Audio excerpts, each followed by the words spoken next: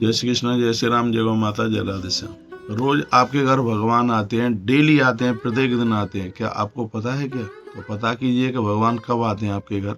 आइए इस वीडियो में हम यही चर्चा कर रहे हैं आपसे। और आप देख रहे हैं तुलसी तपोवन यूट्यूब चैनल। उसी के माध्यम से बात मैं आपके पास तक पहुंचा रहा हूं।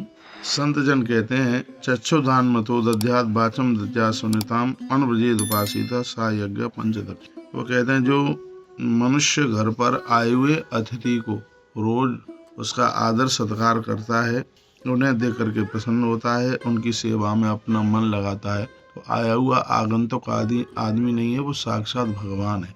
आवे अतिथि द्वार पर करो सकल सम्मान, ना जाने किस भेष में मिल जाए भगवान। वो साक्षात भगवत स्वरूप है, ये समझ लीजिएगा। किसी न किसी रूप से भगवान ही आपके घर में चल करके आए। तो अतिथि के सम्मान की बात कही गई। मीठी बोली बोलकर उसे संतुष्ट करें। जब वह जाने लगे तो उसके पीछे पीछे कुछ दूर तक जाएं, और जब तक वह रहे तब तक उसका स्वागत सत्कार में लगे रहें। उसको रहने के लिए स्थान दिया जावे, उसके भोजन की व्यवस्था की जावे। यह गृहस्थ के लिए एक यज्ञ का रूप धारण कर ले। तो लिखा है, कहा गया कि जो थके मादे अपरिचित पथिक को प्रसन्नता पूर्वक अन्न खिलाते हैं, भोजन कराते हैं, उससे महान पुण्यों की प्राप्ति होती है। दोपहर में जब आपके घर भोजन आरंभ होता है तो एक बार घर के बाहर जाकर के देखिए कि दरवाजे पर कोई हारा थका तो नहीं खड़ा हुआ है, कोई आगंतुक तो नहीं खड़ा हुआ है। पता नहीं कि शायद भगवान ही किसी रूप में आपके घर चल करके आ गए हों। इसलिए अपने घर का भोजन आरंभ होने से पहले बाहर जरूर देखें। यदि घर में कोई संबंधी जन, रिश्तेदार जन, अतिथिगण आए हैं तो उनको भोजन कराने के बाद ही आपका भोजन होगा। जो अतिथि को जल देता है, बैठने को आसन देता है और खाने के लिए अन्न देता है, ठहरने के लिए घर देता है, इस प्रकार से अतिथि का सत्कार करने वाले व्यक्ति को 5 तरह के यज्ञ करने का फल प्राप्त हो जाता है, जिसको 5 दक्षिणा यज्ञ बोलते हैं।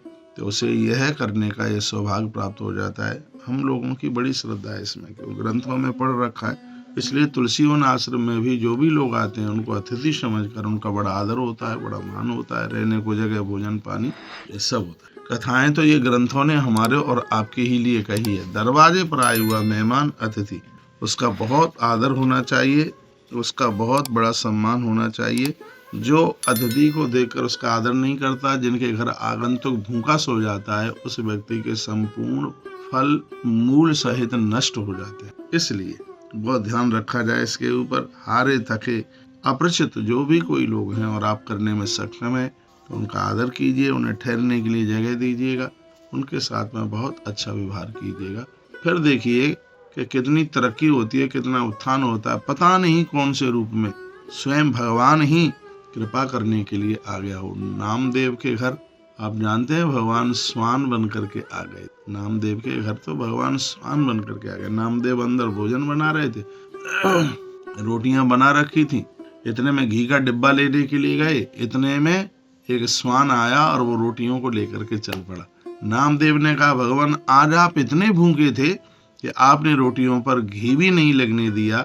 इतना जैसे ही कहा तो स्वान में से भगवान प्रकट हो गए और प्रभु ने कहा, नामा क्या तूने मुझे इस स्वान में भी पहचान लिया? तो नामदेव ने कहा, भगवान ऐसी कौन सी जगह है जहाँ आप नहीं है? जैसे मेहंदी में लालिमा, काष्ठ में अग्नि और दूध में जिस तरीके से मक्खन रहता है, भगवान मैं तो यही जानता हूँ, उसी प्रकार से आप संसार के कण कण में आप ही व्याप्त हैं। इस वीडियो से हमने अतिथि सेवा की बात कही थी।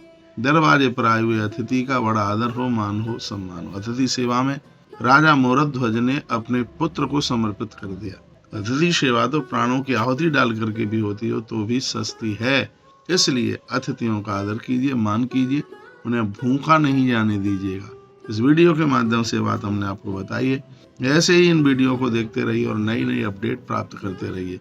आप सबका भला हो, भगवान के चरणों में प्रार्थनाएं। अपना ध्यान रखिए। अगली वीडियो में फिर हम मिलते हैं। तब तक जय श्री कृष्ण, जय श्री राम, जय गौ माता, जय राधे श्याम। हर हर महादेव। घर घर